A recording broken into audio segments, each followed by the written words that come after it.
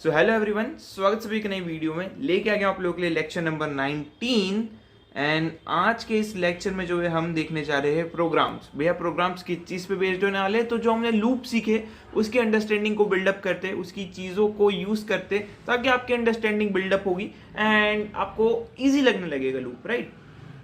कितने प्रोग्राम्स होने वाले हैं? तो आने वाले दिनों में टोटल आई थिंक 5-6 प्रोग्राम होने वाले हैं, जिसके अंदर इवन ऑड वाला रहने वाला है, then palindrome number, Armstrong number, Fibonacci series, factorial, है ना। उसके बाद आप बोल सकते हो कि फैक्टोरियल विदाउट यूजिंग मल्टीप्लीकेशन। जिनको पता है फैक्टोरियल क्या होता है उनको तो ये चीज समझ में आ रही होगी, जिनको नहीं पता है उनको आ जाएगी आने वाले दिनों में, ठीक है। सो टोटल 5-6 प्रोग्राम बनाने वाला हूँ और इसमें से एक क्वेश्चन जो है टीसीएस की एनक्यूटी में मुझसे पूछा गया था, जो मैंने क्लियर करा था, तो आपको भी वो चीज बताऊंगा। एंड काफी अच्छी अप्रोच है, ठीक है, काफी अच्छी अप्रोच है, काफी ज्यादा मजा आएगा। आज बहुत बेसिक से प्रोग्राम से स्टार्ट करेंगे कि यार आपको जो है इवन ऑड नंबर फाइंड करने with in a given range. Given range के अंदर आपको इवन ऑड नंबर फाइंड करने के कौन सा नंबर इवन है, कौन सा नंबर ऑड है, राइट। सो फाइंड इवन और ऑड इन रेंज, राइट। तो ये मैंने टाइटल दे दिया इधर अपने आज के इस लेक्चर का। स्टार्ट करते हैं। इवन नंबर क्या होते हैं? इवन नंबर वो नंबर होते हैं, इवन नंबर वो नंबर होते हैं जो 2 से कंप्लीटली डिवाइड हो जाते हैं, ठीक है, डिवाइड हो जाते हैं। मींस हमें रिमाइंडर हमेशा क्या मिलेगा? अगर वो इवन नंबर है तो रिमाइंडर मिलेगा 0, ठीक है, 0।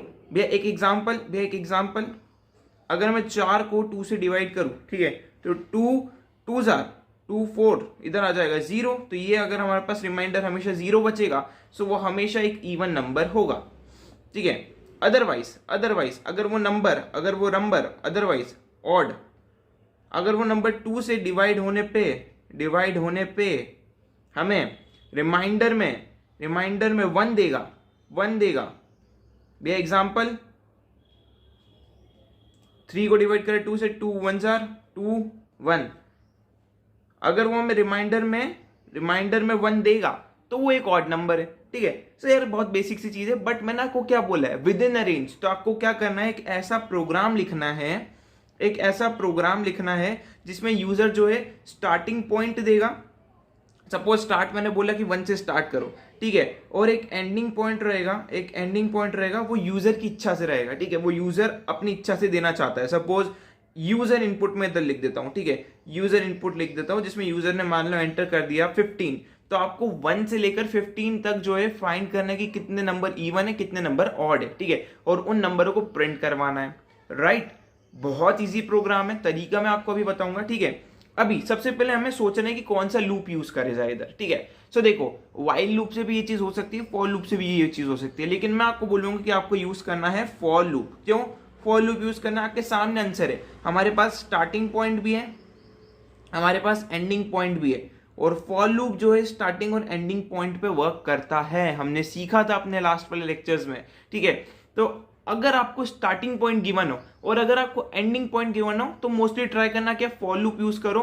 अगर आपको व्हाइल लूप यूज करना है तो वो मैं आपको प्रोग्राम में अभी करके बता दूंगा, ठीक है। सो चलो कैसे यूज करना है और कैसे ये चीज परफॉर्म होगी वो मैं आपको समझाता हूं, ठीक है। एंड इसके लिए आपको इफ एल्स भी आने चाहिए, जो हमारे कंडीशनल स्टेटमेंट होते हैं वो भी मैंने सीख चुके हैं, ठीक है। सो लेक्चर्स की लिंक डिस्क्रिप्शन में होगी, अगर आपने नहीं देखा है चेकआउट कर लेना, क्योंकि हमारी प्रॉपर सीरीज चल रही है।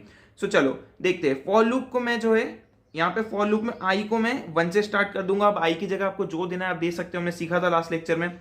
मुझे यूजर से इनपुट लेना है, तो सपोज मैंने एन के अंदर जो है यूजर से इनपुट ले लिया है, ठीक है, यूजर ने स्कैनर के थ्रू इनपुट दे दिया है। तो मैं क्या बोलूंगा, आई को कब तक चलो? जब तक वो लेस देन और इक्वल्स टू हो किसके? एन के, ठीक है। और हर बार आई को 1 से बढ़ाते जाओ, और अंदर हम कंडीशन क्या देंगे? अगर मेरा जो आई है उसका मॉड्यूलो 2। अब ये मॉड्यूलो हमें क्या रिप्रेजेंट करता है? ये मॉड्यूलो जो है रिप्रेजेंट करता है रिमाइंडर को, ठीक है, रिमाइंडर को। अगर मैं इसकी जगह पे ये वाला साइन यूज करता सिंपली डिवाइड का, तो ये रिप्रेजेंट करता है क्वेश्चन को, ठीक है, क्वेश्चन को। तो कंफ्यूज नहीं होना है दोनों साइनों में, राइट, कंफ्यूज नहीं होना है आपको, ठीक है। देन इक्वल्स टू अगर ये मुझे जो है 0 देता है तो भैया ये एक इवन नंबर है, एल्स अगर मान लो वो 2 से डिवाइड होकर मुझे 0 नहीं दे रहा है तो इनडायरेक्टली वो क्या बचा, वो एक ऑड नंबर हो जाएगा, राइट। मतलब वो मुझे 1 देगा। अगर वो 2 से डिवाइड होता है तो वो इवन है, अदरवाइज वो ऑड ही रहेगा ना। उसके बाद तो कोई और ऑप्शन है ही नहीं, इवन होता है या तो ऑड होता है, इसके अलावा कोई और नंबर होता है नहीं होता है। सो ये होता है ऑड, ठीक है। सो कुछ इस तरीके से जो है आप इस प्रोग्राम को लिख सकते हो। सपोज ये मैंने जो है इफ में दे दिया है, क्या कंडीशन दी है इफ में, मैंने इवन की कंडीशन दी है। अब किसी बबलू या किसी स्टूडेंट का मन करे कि भैया ऑड की कंडीशन देनी है, तो क्या कंडीशन आएगी, ऑड की कंडीशन देनी है। बहुत ईजी है, देखो हम क्या बोलेंगे, if I modulo 2 not equals to 0 means अगर वो 0 के बराबर नहीं है, या आप बोल सकते हो कि चलो नॉट इक्वल्स टू 0 ही देना है हमें, ठीक है, कुछ बोल नहीं सकते इसमें। अगर वो 0 के बराबर नहीं आता है तो क्या लिख दो, वो एक ऑड नंबर है, अदरवाइज एल्स में आपको लिख देना है वो एक इवन नंबर है। सो आपकी पसंद है आपको क्या लिखना है क्या नहीं लिखना है, टोटली आप पे डिपेंड करता है। तो ये हमने फॉर लूप से देखा है कि इसको कैसे बनाते हैं, ठीक है। अब वाइल लूप, जिन बबलू का मन कर रहा है कि भाई हमें वाइल लूप से भी थोड़ा बता दो, क्योंकि वाइल लूप में तो हमें ऐसा है ना कि हम तब यूज करते हैं जब हमारे पास कंडीशंस हमें पता नहीं है कि कब तक चलेगा।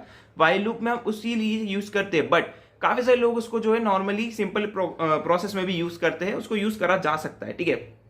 वाइल लूप मैं लिखूंगा जब तक मेरा जो नंबर है, जब तक मेरा जो आई है वो ग्रेटर है या सॉरी लेस देन है या इक्वल टू है एन के, कंडीशन मैंने यहाँ पे दे दी, ठीक है। आपको सिखाता हूँ, ठीक है, फॉर लूप से वाइल लूप में कैसे कन्वर्ट करना है। ध्यान से देखो, यहाँ पे हमारी कंडीशन है, ठीक है। फॉर लूप का अगर आपने मेरा लेक्चर देखा होगा उसमें मैंने बताया था कि ये कंडीशन होती है। सिंपली वाइल लूप में हम यहाँ पे क्या लिखते हैं, कंडीशन, तो वही की वही कंडीशन मैंने यहाँ पे उतार के दे दी।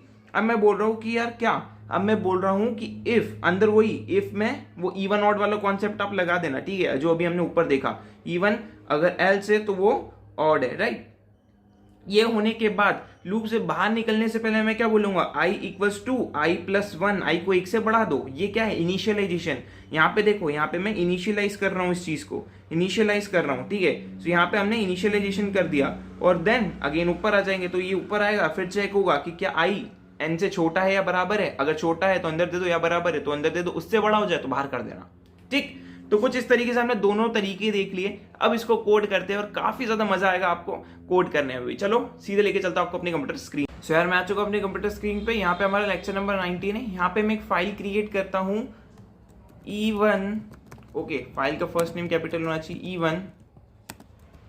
E1/odd.java, ठीक है। मैंने कुछ इस तरीके से फाइल नेम क्रिएट कर लिया है। क्लास क्रिएट करता हूँ, क्लास, ठीक है, ओके, जावा की स्पेलिंग गलत हो गई, मैं इसको रीनेम कर देता हूँ, ठीक है, फटाफट, E1/odd.java। अब मैं यहाँ पे क्लास क्रिएट कर रहा हूँ E1/odd, ठीक है, E1/odd, यहाँ पे मैंने ऐसा लिख दिया। स्टार्टिंग कैसे करना है, मेन से, पब्लिक स्टैटिक वॉइड मेन, ठीक है, स्ट्रिंग args, राइट। नाउ अब आपको क्या करना है, मुझे यूजर से इनपुट लेना है। 3 स्टेप फॉलो करते हैं हमेशा। क्या, सबसे पहले इंपोर्ट करना पड़ेगा हमें स्कैनर को, इंपोर्ट java.util.scanner, ठीक है, स्कैनर। नाउ अब हमें क्या करना है, अब हमने स्कैनर को बुला तो लिया है, तो उसकी क्लास और ऑब्जेक्ट बनाने पड़ेंगे जिसके थ्रू हम मेथड कॉल कर सके। तो क्लास स्कैनर, ठीक है, स्कैनर SC ऑब्जेक्ट होगा, इसका नाम आप कुछ भी दे सकते हो। न्यू, किस टाइप का ऑब्जेक्ट है, स्कैनर टाइप का। किससे इनपुट लेना है, कीबोर्ड से, तो system.in, सिस्टम के इनपुट, ठीक है। नाउ अब हमें क्या, एक मैसेज प्रिंट करवा देता हूँ कि यहाँ पे यूजर अपना जो है एंडिंग पॉइंट लिख सके। प्रिंट एलन हमें जो है यूजर से इनपुट लेना है। एंटर स्टार्टिंग पॉइंट, दोनों पॉइंट लेते हैं, मजा आएगी। एंटर स्टार्टिंग पॉइंट, ठीक है, स्टार्टिंग पॉइंट, और यहाँ पे मैं इंट स्टार्ट लिख देता हूँ, जिसको मैं दे देता हूँ sc.next int, राइट। अब मैं जो है एक एंडिंग पॉइंट दे देता हूँ, तो यहां से मैं उठाता हूँ इसको, यहाँ पे मैं पेस्ट करता हूँ, enter and point, right, and point, और यहाँ पे मैं दे देता हूँ एंड। वेरिएबल का नाम सेम नहीं होना चाहिए, राइट। तो नाउ ये चीज तो दे दी। अब हम क्या करते हैं, एक बोल सकते हैं कि ठीक है, कुछ नहीं करना है यार, सिंपल सी चीजें है। फॉर लूप, ठीक है, इंट आई इक्वल्स टू, कहां से स्टार्ट करेंगे, जहां से यूजर चाहता है, तो मैं स्टार्ट वेरिएबल को इसको दे देता हूं। स्टार्ट वेरिएबल आई के अंदर साइन हो गया, ठीक है। कंडीशन क्या देनी है, जब तक मेरा आई जो है वो छोटा है या बराबर है किसके, एंड के, तब तक उसको चलाना है। हर बार 1 से आई को बढ़ाते जाओ, राइट, 1 से आई को बढ़ाते जाओ। अब इफ मेरा जो आई है अगर वो मॉड्यूलो 2 इक्वल्स टू 0 है तो भैया वो system dot out dot println एक इवन नंबर है, ठीक है ओके। और यहाँ पे मैं उस इवन नंबर को प्रिंट करवाता हूँ प्लस आई। भैया आई का क्यों यूज कर रहे हैं, हमें तो स्टार्ट और एंड का यूज करना चाहिए, ठीक है, स्टार्ट और एंड का यूज करना चाहिए। देखो आई जो है मेरा स्टार्ट से स्टार्ट होगा, ठीक है, स्टार्ट की वैल्यू जो होगी, सपोज यूजर ने 1 दे दिया तो 1 आई में असाइन हुआ, ठीक है। अब आई की वैल्यू बढ़ रही है, ना कि मेरे स्टार्ट की वैल्यू बढ़ रही है। देखो यहाँ पे हमने किसको प्लस प्लस करा है, आई प्लस प्लस करा है, तो आई की वैल्यू फिर 2 होगी, फिर आई की वैल्यू 3 होगी, फिर आई की वैल्यू 4 होगी। इस तरीके से चीजें चल रही है, ना कि स्टार्ट की वैल्यू बढ़ रही है। तो कंफ्यूज मत होना कि भैया आई क्यों लिया, स्टार्ट क्यों नहीं लिया। ओके, आई की वैल्यू बढ़ रही है इसलिए हम आई को ले रहे, ठीक है। एंड मेरा जो स्टार्ट और एंड है वो तो स्टैटिक रहेगा, जो यूजर ने दे दिया बस वही रहेगा 1 से 15, उसके बीच की जो वैल्यूज है वो आई है, ठीक है, आई बढ़ रहा है 1 से 2 3 4 5 1 1 करके, ठीक है। कब तक बढ़ेगा, जब तक वो छोटा है या बराबर है एंड के। जैसे ही वो एंड से बड़ा हो जाएगा ये कंडीशन फॉल्स हो जाएगी, राइट। एल्स क्या करेंगे, एल्स में हम प्रिंट करवा देंगे ये एक ऑड नंबर है, ये एक ऑड नंबर है, ऑड नंबर, ठीक है, ऑड नंबर और आई प्लस प्लस, राइट।